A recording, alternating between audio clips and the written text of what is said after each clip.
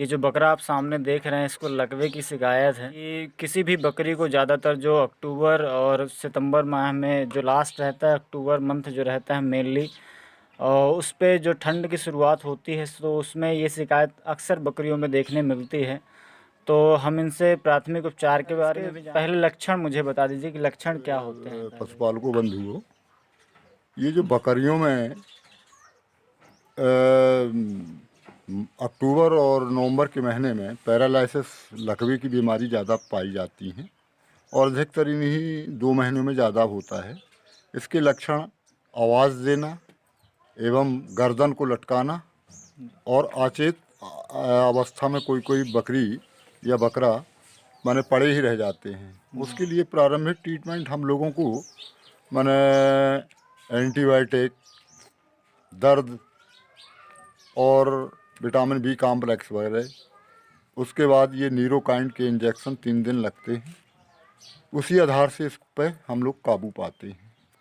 और यदि अगर लेट लतीफ़ हो गया तो उसके बाद में ट्रीटमेंट लास्ट में उसका परिणाम गलत निकलता है, बकरा या बकरी बच ही नहीं पाते और ये पशुपालकों की लापरवाही से होता है। अधिकतर डॉक्टर कहीं गलत करने का प्रयास नहीं करता। जी जी, तो इसमें कुछ खान पीन का विशेष ध्यान देना चाहिए कि जैसे ये जो लकवे की बीमारी है, या इन्हें बाहर से जो, जैसे मान के चलिए जो पशुपालक हैं वो अभी तक जो ज़्यादातर जंगलों पर निर्भर हैं, तो जंगल पर निर्भर होने के कारण वो जो हैं कि मान के चलिए जो बाहर से बीमारी आती है कि या ये समय का प्रकोप रहता ये है। समय का प्रकोप रहता है, इसमें समय का प्रकोप रहता है।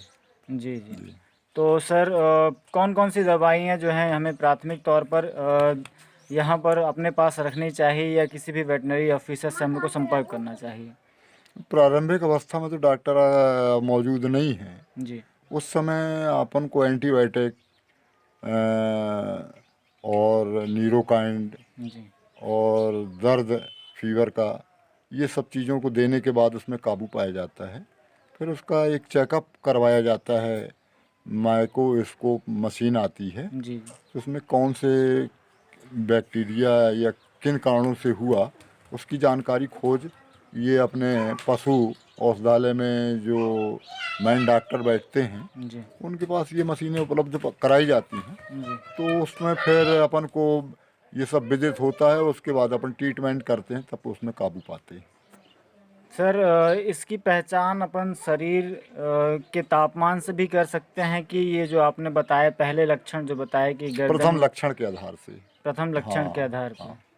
है ना? तो शरीर के तापमान में ज़्यादा कुछ बदलाव नहीं आता है, और जैसे कहा जाए तो उसके खान पीन में भी कुछ ज़्यादा असर नहीं हाँ, होता। नहीं होता, नहीं कि होता। चलिए कि अगर हमारे पास उपलब्ध नहीं है, जैसे डॉक्टर तत्काल पर उपलब्ध नहीं है, तो कुछ घरेलू ऐसे नुस्खे होते हैं जिनका उपयोग करके हम इनको बचा सकते हैं। जैसे अगर प्राथमिक उपचार के रूप में अगर हम देना चाहें, तो ऐसी कौन सी चीज़ें ऐसे अपने घर इसमें पर होती हैं? इसमें जो अपन देहातों में अधिकतर देखते हैं देसी इलाज के आधार से, जो ये अपन डटैया और बर्रैया बोलते हैं ना, जी तो उनका जो घर रहवास रहता है, एक छतना कहते हैं अपन देसी भाषा में, जी जी। तो उसका यूज किया जाता है।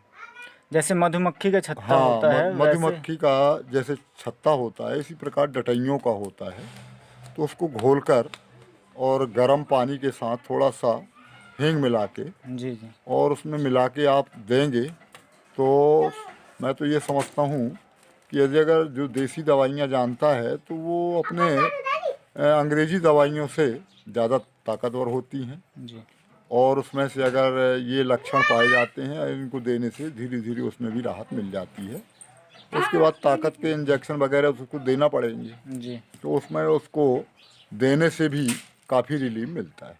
क्या डोज दिया है सर आपने? कितना, जैसे मतलब अपन 1 ml 2 ml, या जानवर की उम्र के हिसाब से, वजन के हिसाब से कैसे कैसे डोज अपन को देने चाहिए?